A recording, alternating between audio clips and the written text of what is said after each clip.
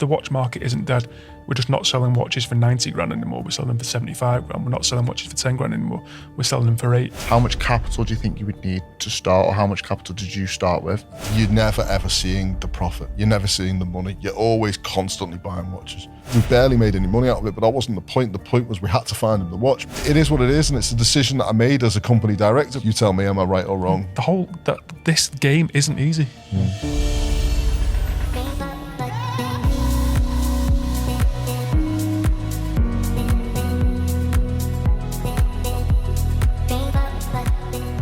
Hi everyone, welcome back to another video. As you can see, today is something very, very different. We are back doing a podcast. We've been getting asked so many questions about the watch market. So we've titled this video, Secrets to Becoming a Watch Dealer in 2024. The boys and myself, we're gonna run through questions you've asked on Instagram, things that we get asked in our DMs, get asked every single day in the comments, whether it's on YouTube, on our videos. So yeah, lots of questions to get into. But if you are new to the channel, the first thing we're gonna do is we're gonna go around, we're gonna introduce ourselves. From Jay. I'm Jay. I'm Lee. I'm Kieran or Ron. And I'm Bobby. So the first question, just to introduce ourselves properly, I'm going to ask, how did everyone first start at GMG? So I started GMG alongside Bobby, and that was in 2018, 19, end of 18, and then sort of more officially 19. And I wouldn't say we've never looked back. I think we started really not having a clue about watches. I mean, we knew watches, but we didn't really have a clue how to buy or sell them. We started flipping them and learned some hard lessons along the way, and I guess really started to take off around end of 19, beginning of 20. And then COVID came and it got good. And then we suffered for 22 and 23, and end of 23, it got much better. 24 has been brilliant. So we're really sort of hitting our stride, I think, now. And it's taken, 7 years to hit that stride. So I met Ron just before COVID. Just before.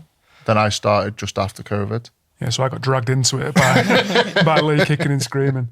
It was a bit of a Unknown. fire, wasn't it? Definitely an unknown, yeah. Yeah, we were thrown into it. But like we did with the previous business, we just thought, attack it. And we attacked it. And we all worked hard and grafted. We were previously in services businesses, and going into a product business was definitely a very different...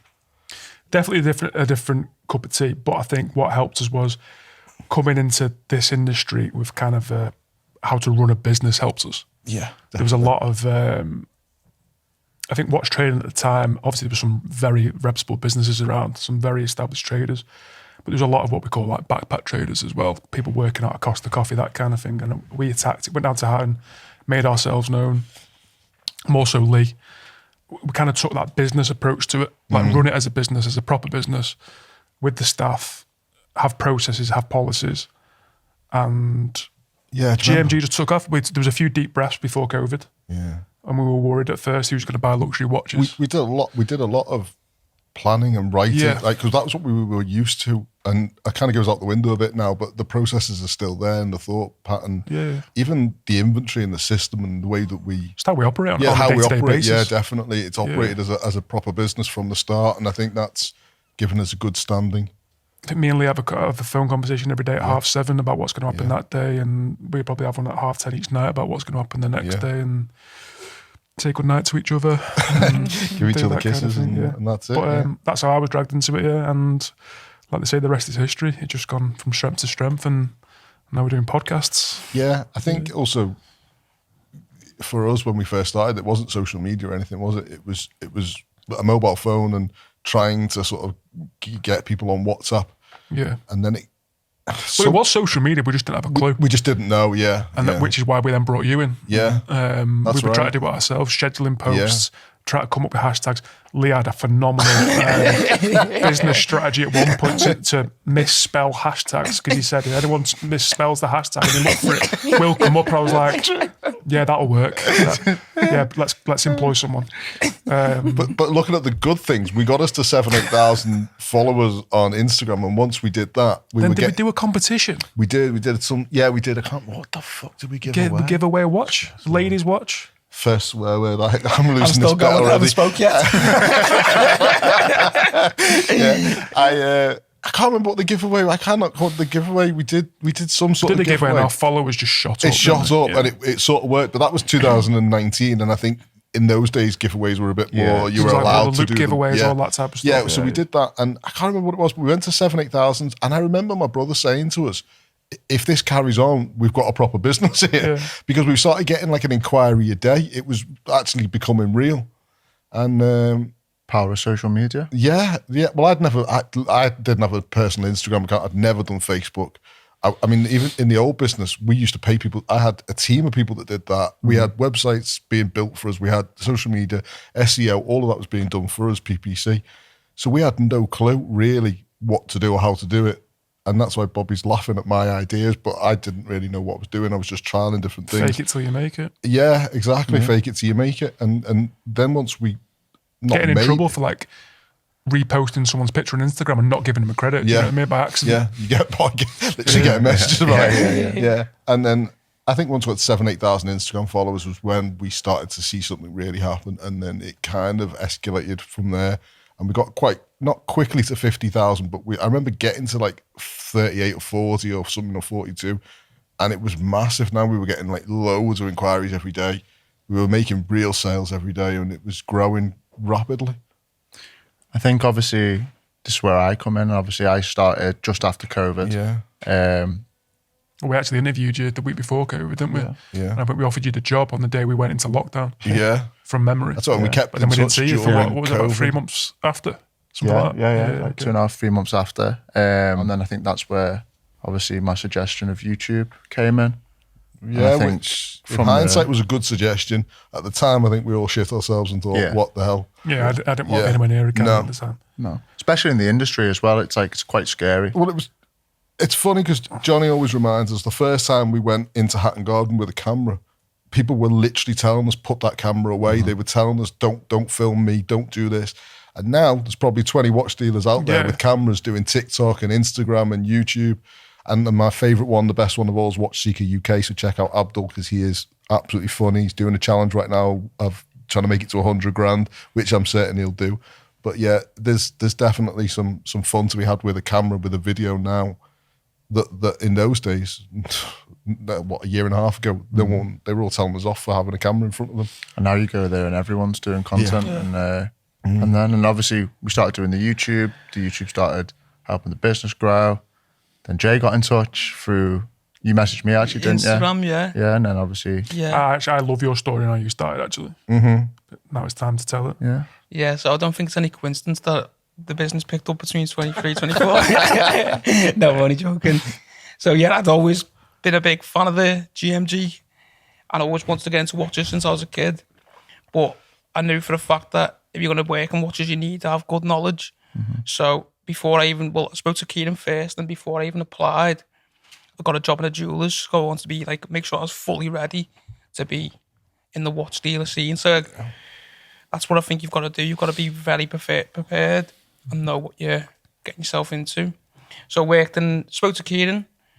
Between that, got a job in the jewellers, grafted in the jewellers, and then a job came up with these, and then applied, came in for the interview. It was very relaxing to I me, wasn't remember it? your interview. Yeah, you caught us on a day when you just literally came in, sat down, and we were all there. We were all present, and we all just sort of chit chatting, Yeah. and that was kind of the interview. But I think I turned up late and you guys had already like kind of semi-interviewed him. but I And he think- just looked like he was already part of the Yeah, furniture. Yeah, it just felt like I was that just as well. saying, in fairness, the conversation, like we knew instantly that we wanted you to be a part of the team because you were it just flowed. It was Yeah, perfect. yeah. He fitted in straight away, banging out the sales. And Yeah. now he's doing his fledged. watch polishing degree. It felt like that anyway, though. Like when you DM, like it felt Yeah. like I'd known you for Yeah. ages. That's Yeah. why we were chatting, weren't we, Yeah. about like what to do and when there was a job coming and stuff. And then it just Yes. played out perfectly, really. It was amazing. Like, obviously, I didn't know what to expect from you. Like, I didn't know if you were going to go, and then literally like, there and then, you were like, do you want it? And I was Yeah. like, what? Yeah. And I remember walking out,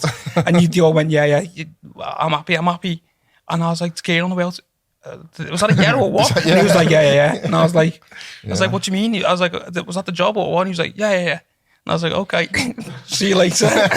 See you Monday. I think the biggest thing with anyone who's come in over the years I've been here is you've got to just fit in. Yeah. You know, you've got to have the work ethic and you've got to want to have the drive to do it. But most importantly, you've got to fit in the team. I think important. that shows in this fact that, you know, like, so Adele's been with us now, what, 3 years? Mm-hmm. I think Cara must be, what, 18 months? Johnny, what, 2 years? Yeah. And I think that, and Ruth pretty much since day one. Well, no, since day one. So it just shows that when you've got a team of people that are not 3 months and 6 months, that they're lasting that length of time, then it's because there's something good, there's something that's happening that's right. These are all people as well that like aren't seen on the YouTube that play a massive part in the day-to-day business. Koya's been just over a year now. Chris, second summer back for Chris. And even like Chris messaging me, you know, dying to come back. And that's the thing, that's what, you know, that you want that, you know, you want people like Chris to have a good experience, to be learning. And I feel if he is learning, then that'll put him in good stead for the future. You know, he handles himself really well in an office full of, well, lads and girls that cannot sometimes push some boundaries with the conversation. That's why we're worried about doing this podcast, to be honest. No, but he also sees the sales and he sees how they're made and he sees how the watches are procured and he sees how we operate as a business. And we're just waiting for him to turn 18 so he can come full time. But I get the feeling the kid's destined for something better than watch dealing. But watch dealing's a good business if you want to get into it. It's just not an easy business, is it? Well, you've set me up nicely for my next question. Anyway. I'll start with Jay, but what made you want to get into watches? Just always been into watches. I feel like you either love them or you're not really bothered about them. Yeah. Like, I feel like everyone feels the same about watches, but they don't. You know what I mean? I'll talk to someone about watches and they'll be like, what do you mean? Mm-hmm. You got it's a luxury. There's an element of jealousy there because of the high value items, but they're luxury goods. So at the end of the day, you either have a thing for luxury goods, whether it be watches, bags, shoes, cars, whatever, or you just can take it or leave it, you know. Like, I remember being a kid in town and you go to like the window goldsmiths and that, just like looking at all like new releases and stuff like that. I remember I used to do the rounds all the time. We used to go on holiday and used to make a point of stopping at a Rolex shop just to have a look. Just a look. See what there was. I've loved watches since I don't even know, probably since I was 15, 16. I think I had a picture of a Rolex Yachtmaster bimetal. I don't know why I wanted a Yachtmaster bimetal 35 mil. I think I was quite small at the time and I always wanted that watch. So that was my first obsession. I couldn't afford it, so I bought a Cartier. And then I remember trading the Cartier in for another Cartier, and then eventually I traded that Cartier in for a Rolex. And I bought it in Spain. I got my dad to buy it for me in Spain. With my money, I might add, but I bought it in Spain because it was cheaper because of the exchange rate. And I've still owned that watch today. I don't wear it, but I still own it. I mean, it's just your obsession starts and carries on. But okay, the one thing I would say the job's done is it's kind of like hardened you to and desensitized. That's the word. Yeah. I know. I do agree. Sometimes we throw a 10-gram watch, not literally throw, but we pass a 10-gram watch around, and you forget sometimes that's 10 grand. What about you, Bobby? When did yours start? It was obviously cemented once GMG once I was told to like watches by Lee. About 6 years ago, whatever it was. But I actually remember the first time I got a nice watch, my dad bought it for me for my 24th birthday, which coincidentally is the day I met Lee. So I met Lee on my 24th birthday and he interviewed me for the previous business and I had this new watch on my wrist. I didn't realise at the time, but I kept on looking at my watch. You know, because when you get something new on your wrist, I kept on looking at it. And I remember Lee saying, I can see you looking at the time, you must be busy and time to get off. I was like, I've just fucked my interview with I was like, he just thinks I'm really like rude and just want to get off. And but that's my first like kind of nice watch. It was basically a rip-off of a Panda Daytona.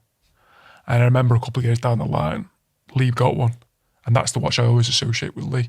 That's because it's the Panda. Yeah, because I'm remembering wearing it. He got like the proper version of the one my dad bought. Maybe it was like an Accuracy or something. I don't know what it was.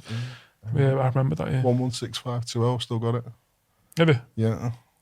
Yeah, lovely watch. This is a question that you're all going to laugh with, but it's the best one we can start off with today, I think. And it's the one that we hear 24/7. Is the watch market dead? No. No. Quite simply, no. I think I said it on a video recently. People think the watch market's dead because prices are coming down. Doesn't mean it's dead at all. just means that the prices weren't as high as what they are today. We've said it on recent videos. We are absolutely smashing it. As a business, as a company, we are smashing it. Yeah. Doesn't matter if we're selling a watch for 10 grand or for £1,000. If you're doing 100 of them a week, you're smashing it. You make it so the watch market isn't dead. If no one's buying watches and the safe isn't being emptied, then the watch market's dead. But the watch market isn't dead. We're just not selling watches for 90 grand anymore. We're selling them for 75 grand. We're not selling watches for 10 grand anymore. We're selling them for 8. People are still buying, so the market isn't dead. I think the general public probably know the market's not dead, really. I mean, you get haters in the comments saying the watch market's dead, and you probably get some people playing on it maybe, but the general public must know that the market isn't dead because they're the ones buying and selling all the time. Yeah, I think the people who get into the comments, the market's dead. Yeah. The same people who kind of got into crypto after Elon Musk got involved, Yeah. they got stung. They bought watches at the very, very top. They got stung when the market went down because they probably shouldn't have been buying that watch in the first place.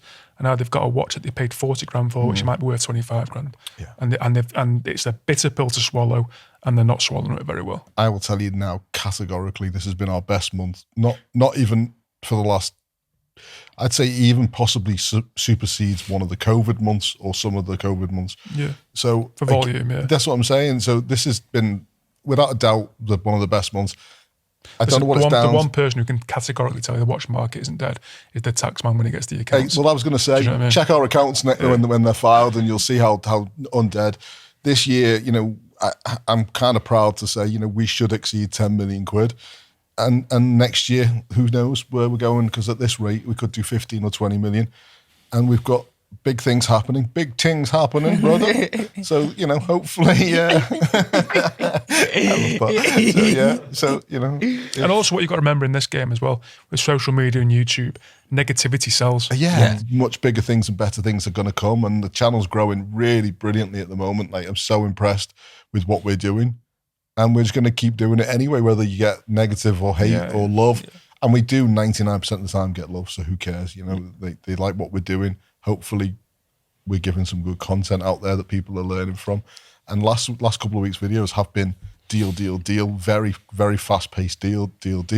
And that's because that's what's happening in our life. And we haven't got time to give you a little bit of out and about because they're happening too quick. No offense, but as a business, we're just trying to manage expectations. We recruited, Jay was our last recruit, I think that's right. And we want to recruit 1 or 2 more. We are struggling to find good CVs and find good people that we want to be a part of the team. So if you feel that that you could add to the business of GMG, then by all means send your CV in and get in touch. We are actively looking. We're growing massively. We're growing quickly.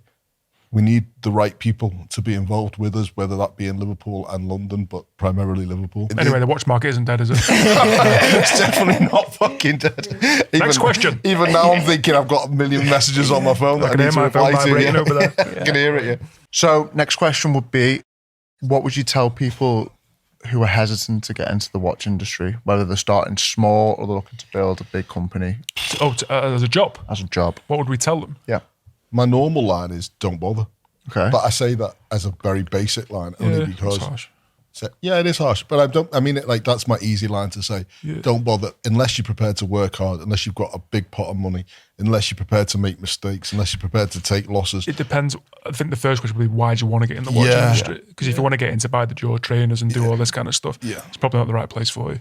People forget this is a business and it's an industry and it's not about a get rich quick scheme. You have to be able to back it up. If you sell someone a watch, you've got to know where it came from. You got to know what it is. You got to know what you can do to give them that experience. I haven't been into like David Robinson and these places for the last 7 years because I'm not allowed, because I'm a watch dealer and they don't sell me watches. But I used to be a big buyer of Rolex and Patek and whatever. And you'd go in, and the way they treat you when you go in, and you get that, not just a glass of champagne, and you feel special. Yeah, you're spending your 18 grand, your 20 grand, whatever it is, and you do feel special, and you want that when you're buying a watch. So you don't want to be meeting in a car park. You don't want to be getting a fake box. You don't want to be getting no links. You don't want to be getting an unpolished watch. A polished watch. You don't want to be getting shit. You want to get everything that you expect to get when you get from an authorized. You don't want to be putting yourself at risk either. No. True. Which you want to know. Yeah. You want to know when you pay someone, it's safe. You want to know that they've got a VAT registration number, a company. They've got staff, they've got premises, they've got, all these good things. So I think if you want to get into the business, be prepared to get into the business. Don't be getting in as a backpacker. Or if you're looking to come in to make quick money fast, expect to be burnt fast as well. Do you know what I mean? I'd say, I know, like, I've got a few pals who've got mentors, and I also know that I've got, pals that go and work for companies like ourselves or whatever industry you're in, and then make the jump of going out on your own. Don't be afraid of going to work for someone like Jay went to work for a jewelry store and then came to work for us. He could have gone and set up his own watch business straight after the jewelry store, or he may even go and set up his own watch business once he leaves GMG. The point is, don't be afraid of learning. Learning is key. Understanding the business and knowing what you're getting involved with before you actually get involved. Nothing wrong with that. Yeah, I feel like a lot of people like message me about it, and you don't actually know much about watches. It's like they've seen the videos, which is fair play. They want that. You think it's fun, but where are you going to go with you? You want to do watches, but you don't know. It is fun. The business, any business you go into should be fun. At the end of the day, even if you're a fucking heart surgeon, it should be fun. I'm not saying the actual giving your heart operation is going to be the fun part, but the business itself and what you're doing on a daily basis should be fun. Otherwise, why are you doing it? And you should be making good money at whatever you do. But you've got to know what you're doing. That's not a reason to do it. Just just enjoy what you do, learn, make money, and get educated about it if you're going to do it. I mean, I know we've talked about doing an educational course in watch dealing. The problem we have is we don't have time to put it together properly, but one day maybe we will get time to put it together, and we will educate people if they want to be educated on being a watch dealer. Coffee break time, guys. So hopefully you're all enjoying this video. Sorry to have a quick interruption, but I'm sure a lot of you will be having a lot of questions that you want to ask us. If you are watching this video and thinking that becoming a watch dealer is something you're interested in, or setting up your own business is something you want to do in this industry, then leave us a comment saying Watch Dealer Network down below. What we are looking at doing is rolling out a course for you guys to partake in. Obviously a lot more work for Lee to do. Well, it's not what we're looking at doing, because I'm going to have to do more work, but we're definitely interested in doing a course and helping others get on the road to being a watch dealer if that's something that you want to happen. So drop us a comment, just put Watch Dealer course in the comment, and if you want it to happen, if there's enough people commenting, we'll do it. And in the meantime, enjoy the podcast. Make sure that if you are enjoying it, you subscribe, and make sure you give us a thumbs up. Back to us on the couch. I think also people seem to think that like getting into a WhatsApp group is going to be the be all and end all or the answer to their problems. It really, really isn't. These WhatsApp groups are pretty shit. And yes, all right, you may have access to some trade priced watches, but you don't know what you're getting. You don't know where you're getting them from. You don't know anything about them. You also have to get involved in that murky business of knowing how to conduct yourself and how to deal properly. And there's so much that goes into it. Well, that is a question that someone's asked: is how do you go about getting into the WhatsApp groups? So for people who might be watching this wondering, you absolutely don't. You've got to be vouched for, haven't you? You have, yeah. I mean, not only that. I mean, there's probably 1,000 WhatsApp groups out there, maybe even more. 10 to 15 of them are probably actually worth being in. You're never going to get them as a newbie. No. You need to be invited. Also, you don't deserve vetted, everything. You don't deserve to be. No. I mean, you really don't. I mean, it's like me saying I'm going to start selling cars tomorrow and ended up in a car group. I mean, what right do I have to be in that group? Yeah. That's disrespectful to the car dealers that have been in those groups for years and that are cultivating or involved or in their own community, which is what WhatsApp groups are about. I'm sure people watching, I'm sure know what WhatsApp groups are, and I mean, you could use us as the example. Lee more so, but Lee went down to Hatton Garden, made his face known, shook hands, did deals, and it wasn't until maybe a year to 18 months later we were actually getting in decent WhatsApp groups. Yeah. We went to America and at that point we were paying to get in the groups. Yeah. And also, again, going back to what Bobby said, when we got into the watch business, we knew a bit about watches, but we didn't know anything really about buying and selling the business watches, the business. And we literally, I mean, I remember at one point I was down in not just Hatton Garden, but I was all over the country 2 or 3 times a day. I was never settled in the office, meeting people and understanding how they did business and what they bought and what they sold. And we started to supply shops because we had a lot of watches. We started to supply shops as a way of selling them. But what that did also was it helped us learn and understand a little bit more about the jewellery business and pawnbrokers and watches and what they liked and what they didn't like and what they sold and what they didn't sell, and an idea of what they what sort of margins they were making and how they were making them, and it gives you and I remember when I first started, I used to think every watch was going to make me $2,000, and you realise it's not. You know, if you can get 500 quid out of a watch, keep flipping, keep moving, just keep going, and try and do that 1, 2, 3, 4 times a day. You know, and you're laughing. But it wasn't until about 12 months into it when we actually realised we weren't buying watches at trade. No. And when we got into the better groups and it established more connection, we realised we've still been buying way over the odds. It was different though, because we needed a source to buy. So when we first started, our key was to try and buy the watches. And then once we'd bought the watches and sort of probably doshed off £1 million, it was then how the hell do we sell them? Yeah. And that was why we then turned our attention to trying to do social media. But I mean, we probably made a hell of a lot of mistakes along the way, and we probably did it arse about tit, but ultimately, I guess we kind of got there in the end, I suppose. So, yeah, you've made our mistakes. You've touched on 2 things there that people have asked, so I won't ask the question specifically, but I'll ask regarding money. So the first thing is, how much capital do you think you would need to start, or how much capital did you start with? And the second thing is, when you're in these WhatsApp groups and you're pricing the watches, how do you price them? How do people go about knowing what values to sell them for, etc.? Well, the first easy question is, how much money do you need to get into this business? I don't know if everyone's going to be different. I mean, if you want to set up a shop, you're probably going to need a lot more money. If you want to just have an Instagram presence, the answer to the question is probably something like, I don't know, a couple of £100,000, I think would be, you could probably do it for 100 or even 50, but I think you really need a couple $100,000 behind you to do it properly, or to do it half properly. Problem in this game is, let's say you've got £100,000 in your back pocket, ready to go. It goes quick. Get on social media, I'm a watch trader, there's a Rose Olive, there's a White Gold Daytona, there's a Pepsi, and you get an order for a Pepsi. Brilliant, I've got money, I can go and buy that now. You sell that, then you get an order for a Rose Gold Olive. You're like, okay, well there's another 40. I'm now 60 grand in it. I've not got much left. And then you get another order. And then having to turn orders away before you get the money in from that client. You go through money fast. And you can find with end users, it can be a Part X deal. So now you sell your Rose Olive, and you might make $2,500 or $3,000. But your cash flow has just been stunted for 2 weeks there until because he's given you 2 watches that you didn't want. Yeah. Obviously, I know the more the better, but what's sort of the minimum float of cash you could have, to be able to function as a proper Again, functioning depends on your business? niche. Yeah. Like Joe Blogs over here might want to come into this industry to be selling Tudor because he knows about Tudors and Panerais. In which case, he doesn't need the same kind of kitty as us when we need to call on an RM for 250 grand. It's all different. It's all in perspective. But you've got it. If you come into it thinking you're going to make millions in the first week, you're not. You're not. Yeah. If you come into it thinking I'm going to set up a business, I'm going to bite off a little bit at a time, you'll do all right. You're also, the other thing as well, I mean, I know this business inside and out now. I think you're never ever seeing the profit. You're never seeing the money. You're always constantly buying watches. Like you're like a kid in the candy shop. If you're not buying watches, you're not making money. Money in the bank is not going to make you any money. So you don't want to see £500,000 in your bank. You want to see £500,000 on the table in watches, because you want to be turning your stock. You want to be keeping it moving. Yeah. That's what's making you money. So it's a bit of a nightmare of a business, because, again, I've had this conversation with a few watch dealers. When will you ever exit? Probably the day you decide to sell the entire contents of your safe, because that's the day you'll exit and that's the day you'll get paid. Until then, you're just constantly buying. You can't say no to a deal.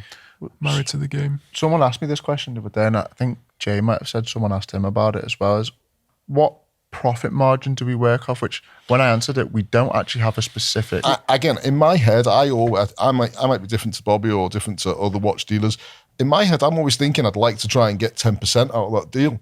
I very rarely get 10% out of the deal, but in my head, I'm trying to get 10%. Now, obviously, I've got to take into account costs. I've got to take into account insurance, polish, links, boxes. You just never know in this game what you've got to take into account. On some deals, it's more than others.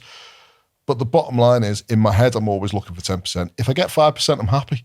And I think, that's the real thing is, if you're selling a 20 grand watch and you get £1,000 out of it, you've done really well. Mm-hmm. If you're selling a 50 grand watch, you want to try and get 2.5, £3,000 out of it. I can't really, why would I want to lay out 50 grand, for 500 quid. Yeah. So in my head, I'm thinking, fucking hell, it'd be nice if I got £5,000 out of it, but I know I'm never going to get £5,000. So, I'm working on 5% minimum.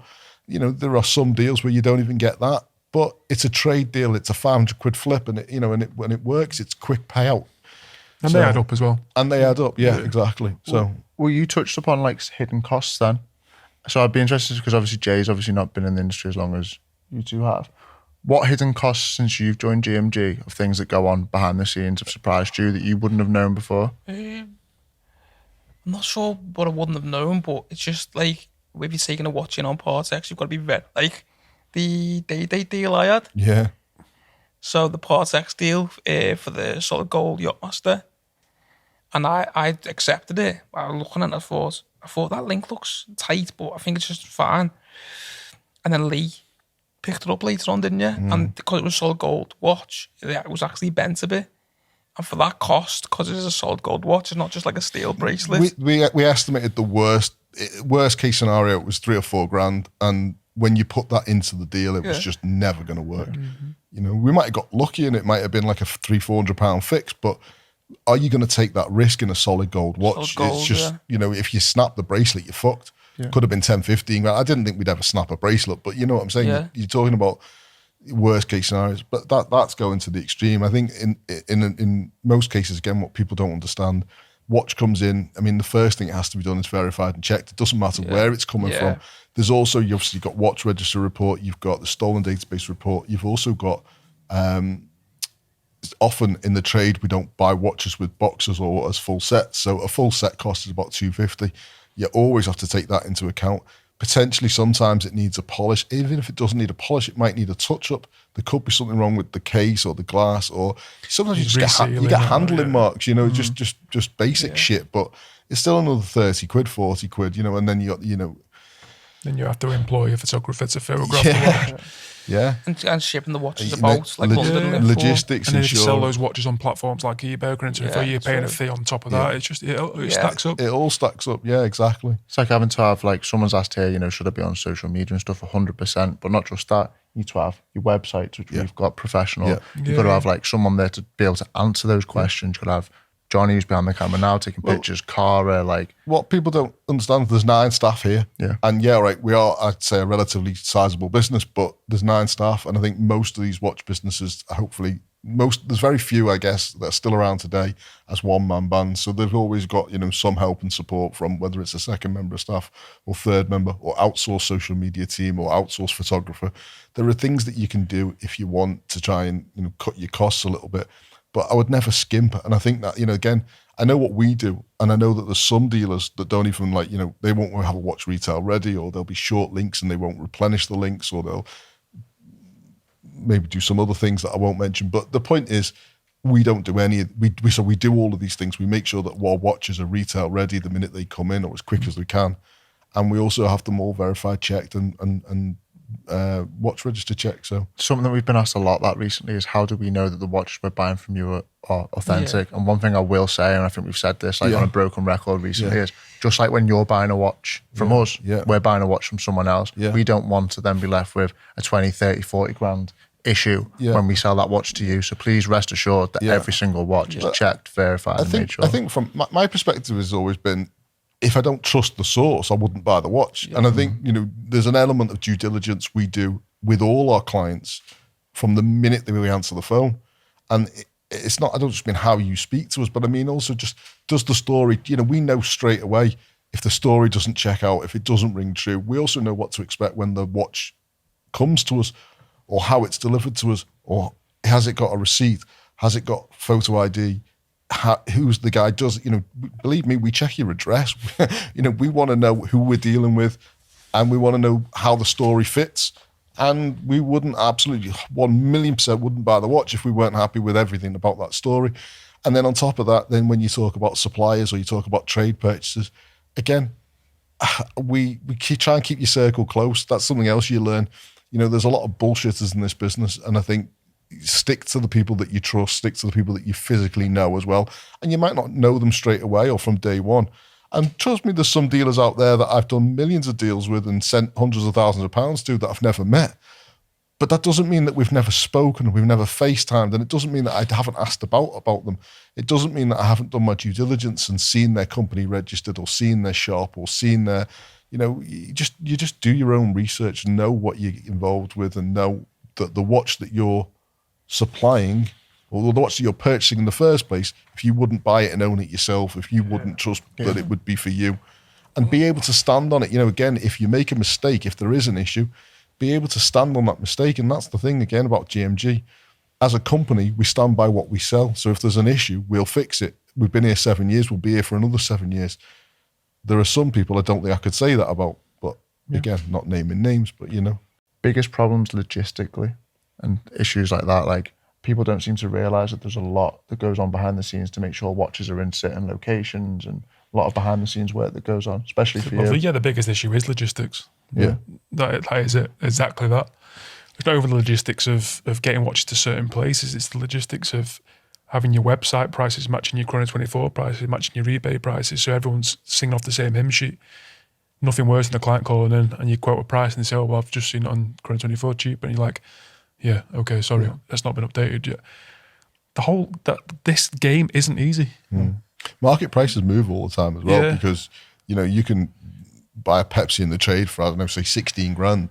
And then tomorrow when you need one, you're looking and you can't find one for less than 16,250, but you've sold it for 16,500. So you're like, you know, I was trying to make 500 quid. Now I'm not even going to make that. And that makes it difficult. We had a client the other week, Jay had a client for Dark Side of the Moon, and we had it advertised. Anyway, someone bought it. So we had to try and find him another one. And we barely made any money out of it, but that wasn't the point. The point was we had to find him the watch, because we had to try and save grace, try and honour the deal that, you know, that was advertised on our website, which it can sometimes be a bit of a problem. But when we need to move watches around, we're using big companies as well. We use Malka. Do you know what I mean? And that comes at a cost. Gets expensive, especially if it's one watch. So then you're trying to send 5 down at a time to make it worthwhile to London or to move them around. This is why I had a client the other day who I've met before. He's a good client. Well, he's a good client. He's bought a watch off us before. And he was in the showroom about a month or so ago, and he saw a day date that we had just taken it in. And he said, oh, I like that, blah, blah, blah. I tried it on his wrist, liked it, everything. Then about a week or so ago, he says to me, can I come and see the day date again in London? And we've still got it, don't get me wrong, it's in Liverpool. And I kind of was like, you know, really? And then he messaged me like a couple of days later saying, you know, I'd like to come and see it tomorrow. I said, well, do you want to put a deposit down? He's like, no, I'd just like to see it for the second time. He actually said that in the message, for the second time. And I was like, I'm not sending it down. I'm not sending a watch down for a second viewing. Rightly or wrongly, I don't know. You tell me in the comments, am I right or wrong? We've got a cost to incur to send that watch down. And also it's taken out of a showroom where it could be sold. And do I really want to do that for someone who's not willing to put a commitment to it? So I just said no. And I don't know if I pissed him off. Maybe I have, maybe I haven't. I don't know. But it is what it is. And it's a decision that I made as a company director, because that's sometimes the decisions you have to make. They can't always be in the favour of, you know, of whoever. But that was the decision I made. You tell me, am I right or wrong? Yeah. We spread ourselves thin. There's no denying that. We spread ourselves thin, and it's hard at times. But at the same time, it's decisions like that actually make it easier for us. Yeah. Because by doing that, you send it down there. You just don't need the hassle. But you know, it's one of those times where you'd send the watch down and someone in Liverpool go, I'm in town. Exactly. Where's that? That's happened. It literally always happens. That's happened, yeah. Not just that though, like again, security, that's something people want to know about as well. Like, is this a dangerous game? Obviously you can imagine there's a lot of money going around. Like you just said then, sometimes you don't want to just move one watch. It's as dangerous as you make it. Yeah. I mean, it's as dangerous as you make it. At the end of the day, I mean, look, we're a bank transfer company and we don't keep watches on us. I mean, yeah, right, we're all wearing a watch today for a podcast, but you know, we rarely wear watches, and we enjoy it. But that's also why, again, so I mean, something we're doing at the moment is we're opening a new store in Dubai, and that's one of the motivating factors for that is the safety aspect, but also because we feel that there's a market out there, and as a company, as a company in the UK, I think I'm not saying we've not achieved all we want to achieve at all. But we are growing. There's nowhere to really grow anymore, I don't think, aside from getting physical stores in the UK. But, you know, we've got premises in London, Liverpool and Glasgow, and that's sufficient. I don't think we need to have anything more than what we've got. Just us again. Guys, thank you so much for watching this video. We hope you've taken a lot of knowledge from it as well as enjoyed it. If you want to see us do more podcasts like this, then leave us a comment down below. Let us know some topics. Let us know any questions you've got, and we most certainly will be doing more of these. Let us know if you want someone else on the podcast other than the four of us. If you've got any suggestions, let us know in the comments. And also if you've got any friends or if you yourself want to be on a podcast, maybe if you've got, one of the ideas we had a while ago, which we've never done, was go into a couple of clients' houses or offices or vaults and seeing their collection. So if you would want to volunteer to be on camera or not be on camera, but your watches be on camera, give us a shout. We definitely want to do a few more things like this. But we want your ideas and we need your help to do them. So drop us a comment, let us know if you want to be a part of it, or you've got friends that want to be a part of it, or you've got any suggestions, any footballers. Anyone? Anyone. Most annoying questions that we're asked on a daily basis, like there are literally copy and paste Yeah. things Yeah. that we get asked all the time, and you can see it a mile away. I think the worst, and I think we'll all probably agree on this, is when we put a story up on Instagram or someone will be inquiring about a watch and you'll have that little conversation with them and then they'll go, do you want to buy mine? Yeah. Yeah. It's Well, probably it's- the worst, that, because isn't it's it, just by there's a far? way. There's a way. Yeah. It's kind of catfishing in it a little bit. Yeah. You know, it's like just be upfront. That's the other thing. Be upfront. I've not touched social media since you started, Kieran. Yeah. No, I don't do it as much. But All the inquiries where you go through it for a while with them back and forth and then it just disappears. you just disappear. You not hear anything. I mean, it'd be nice. Like I. Nature of the game, though, isn't it? Yeah. No, but at the end of the day, there's nothing wrong with being respectful and saying, look, at the moment, it's not for me, but I appreciate your time. That's all they have to say. It's not like you're going to be hassling them, is it? You know what I mean? No, It's no. just be nice to get some closure. Yeah, I Yeah. hate it when you get HM. And Yeah. it took me a while to Yeah. work out what they were meaning. Yeah. I was like, excuse me, how much? I was like, just say how much. Hey, calm, bro. Yeah, calm. Best price, or like don't even say higher or nothing like price. that. No. That's right. But the thing is, though, there's an element, we call it tire kicking in the trade, but really I think it is fishing, in it. It's, you know, it's fishing. I mean, look, we all probably do it in other walks of life. You know, like you might see a car and think, you know, I wonder how much that is. So you ask how much it is in a polite way. You're going to get 1,000 messages on Instagram now. How much, Oh, best yeah. price. It serves you right as well. I don't know. It's those kind of questions though that do get my back up a little bit, because it's like, you know, how much or best price, and Say hi. I know Or what people get on the FaceTime and chat with us. Yeah, people yeah. don't realise that. Well, they do realise, because we try and be the cheapest in the UK if we can. We try. We're not greedy. We always try and just keep them ticking. If we can get someone into a great watch at a good price, we will. They've already done the research on other watches Yeah, for yeah. sure. They've already been on Chrono 24. Yeah. They've already been on our website and seen the price. they know the prices And then they as well. go, can you take 10 grand off that 30 grand watch? Yeah. Sure. But that is, Would you like two? but that's not even over exaggerating. Like, we genuinely get asked that. Like, do you genuinely think we've paid like 12 grand for a 40 grand watch It and is we've got mad. that much in it? But that's what they don't get, though. You know, that we've seen it all before. We've had But it those type before. of people don't buy them anyway. No. They, And the never, other they thing- never buy a watch. I mean, I'm always pretty, like, I'm pretty keen. It's not that I don't like negotiating. I don't mind a bit of negotiation. But if someone asks for a watch that, let's just say, is on the website 12 grand, and I can do 11 or 11 and a half, I'll say straight away, you know, go on, I'll do it for 11. Because I'm just looking for just a, yeah, thanks, mate, and get it done and over the line. And then they'll go, will you do 10? And I'm like, mate, you know, like seriously, I've just given you my best. And it's like, I don't know. So maybe I should be like, you know, 11.9 and see. But I just prefer to give them as best a deal I can. And if they take it, great. And if they don't, no worries. Not everyone's like Everyone that, has- by the way. No, everyone has a different style. No, I definitely. Come to me for the cheap deal and come guy I had to Kieran yesterday- for the conversation. Okay, from Jay first then. What's your biggest tip that you'd give any aspiring watch trader? Learn as much as you can. Learn. Be obsessed all day, every day. Podcasts, interviews, like read up, everything. And then be ready to go when the time comes. Well said. Yeah. Yeah. Definitely. What about you, Lee? I think Jay hit the nail on the head. Just learn, keep educating. I mean, even now, 7 years in, I'm still educating myself. There's still watches and deals that I'm doing that I'm learning from and I'm enjoying. But try not to make mistakes. That's kind of my ethos. I mean, and I don't just mean mistakes that are costly, but even like taking a watch on Part X that you really just don't need or don't want. You know, again, so that's learning the game and knowing what's not going to sell or what's going to sell. I'd say don't buy the Joe backpacking trainers. Put the money into like a mentor. Yes. Wise do words. that. Yeah. Or a course. It's easy to look like a watch trader. It's harder to be To be a trader. watch trader, yeah, definitely. I think I'd add something a bit different, is learn how to speak to people. If you're nice to people, sometimes later down the line it does repay. So again, just know how to speak to people. How to hold yourself. Yeah, Definitely why I've Yeah. learned that. Just you know, sometimes it's worth giving people your time, even if you think it's going nowhere, because you just never know. I've sold a lady's, what I'd call a lady's shitter. He'd call it a what? A bin? What's it called? Binhead. A binhead. A lady's binhead. So I've sold a lady shit to someone, and that was that. And then later down the line, he's come back for like, you know, a Rolex or a Patek, and it happens, you know. Bernard, I love that. I think as well, if you are looking to build a business, one thing I would say is all four of us are very different. Yeah. It's in like our business approach, everything. We're all very different, but we get on very well. And I think it works as a team quite nicely. Definitely. Okay, so we've all got a watch on today. Why did you choose the Sky Dweller, Jay? I feel like the Sky Dweller should be priced a lot higher than what it actually is. We were talking about this before, weren't we, Bobby? Yeah, bang for your buck. A lot of money in Skydwells at the minute. And the black dial is very cheap. How much is that, Jay? We got this up for 15, 16? Yeah, 16, I think. 16k. They're going for around 15, 16k. You said it 2021. 15 grand deal. Yeah. 2020, Cut that out. 2022. 17k. Best price. I feel like you get so much for what you pay. And Black dial especially. Black dial, yeah. I think blue and green, you're going into that sort of 20k bracket. Yeah, or 18, 17 to 20. Whereas at 15 grand for that, it's a cheap watch. Very cheap. So yeah, if you want to buy this watch, The only thing I don't like me know. about it is this.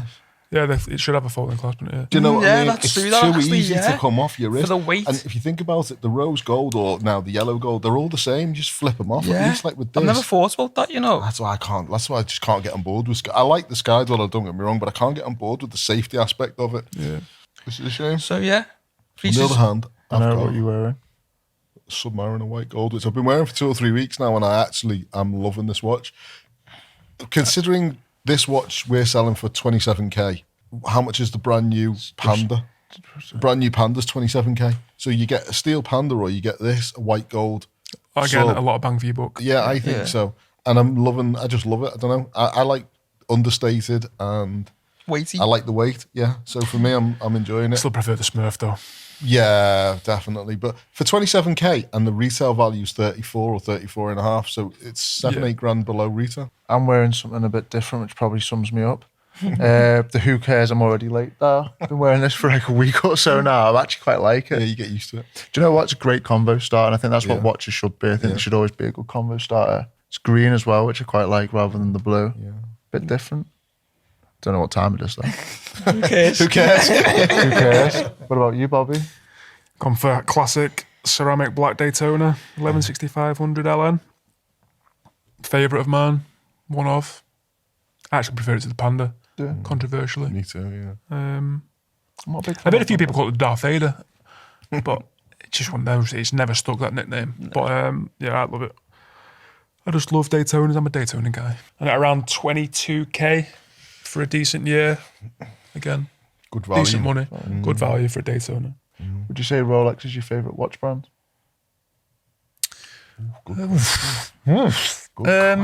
Hard one. Maybe it might be better to say what's your favourite watch brand, but if you could only wear one watch brand for the rest of your life. Because I think that would it's a little bit different. I think I'd have to go Patek. Yeah. I was just thinking that. If it's I was thinking Patek. one for a small Patek. Patek. But if it was, depends on what day I'm in. And today, my mood today is AP. I kind of just love some of these APs at the moment. They're really hitting it out the park. Yeah, I say Patek purely for the fact that I'm going Aquanaut in the day and I'm going Yeah. Nautilus at night. Yeah. Do you know what I mean? Yeah. Subtle, understated. It's a good question Good for, combo. for anyone watching. What brand? Yeah. If you could only wear one brand for the rest of your life, what would that brand be? Yeah. Are we all going Patek? Basic bitches. And then, I am with you. I know I said it before, don't sleep on Vacheron. Yeah. Vacheron are a great watch. If it was like one watch for the rest of your life, again with like the overseas, the dual times and stuff, when you get the 3 straps, you get essentially get 3 different watches in one, do you know what I mean? Let us know your favourite watch brand, what you'd wear for the rest of your life. Let us know if you enjoy this podcast and maybe we'll do some more. And let us know if you're going to hit us up in Dubai for anyone who's watching. We open 1st of September and the boutique's nearly finished. It's looking fantastic. We're going to show you some pictures and videos soon. So yeah, let us know. I'm sure there's loads of questions as well that you're probably watching this now thinking, I wish you'd answered. Just get them in the comments. We'll come back to you. We'll answer them. The more questions, the better. You know, let's have a little conversation. Like anything you might want to know about GMG, whether it's one of us, when it's anyone behind the camera, whatever you want to know, just ask. But this has definitely flowed better than I thought it would as well. I'd be up for doing more. Oh, would you? Yeah, which isn't like me. But I have a question for you. What's your favourite thing about the job? I get to see you every day, John. Half five. Half five. What's the favourite thing about the job? Watches don't To be honest, you know what? The thing for me, I like setting targets and goals, and I feel like every week, every month, we're achieving them. And I'll also be honest and say that it's the fun I have with these boys and the girls in the office, because without them, it isn't fun and it isn't enjoyable, and you're not achieving what you want to achieve. So that for me is the group of people that we do it with, isn't it? Yeah. I agree with that. Yeah, working with big watches every day. Big watches every day, making sales. It's exciting, isn't it? Yeah, it is. It's good fun. We have a laugh in the office. It's great fun nailing a good sale, isn't it? You know, even when it's an easy sale or a difficult sale. And it doesn't have to be a big RM for it to be a good sale, by the way. You know, we're still just as happy selling a date just. Sometimes you get a funny client, don't you? You go back and forth with and makes and it. some clients that we're still friends with even to this day. I mean, I've got some great clients, some good friends that I'd like to think. So yeah, and that's what this game's about. That's what it's about, meeting some interesting and exciting people. Probably also a very important thing to go on the topic of, the secret to being a watch dealer in 24. If you're going to build a team, build a trusted, well-working together team. Like, it's very important. You're going to spend more time with these people than your family and the rest of it. So make sure you all get on, make sure you all trust each other, and make sure that you all work well. Yeah. I think that wraps it up, really. Well, thanks everyone for watching. Like I said earlier, get your questions in. We want to know what your favourite watch brand is, and if you could only wear one for the rest of your life, what it would be. But also any questions that we've not asked. If you are looking to become a watch dealer, or you might have questions about us guys or anything you see on our channel, make sure you're asking the questions and we'll come back to you. Thanks for watching. Make sure you like, comment, subscribe, and hopefully we'll see you again for another podcast. Thank you.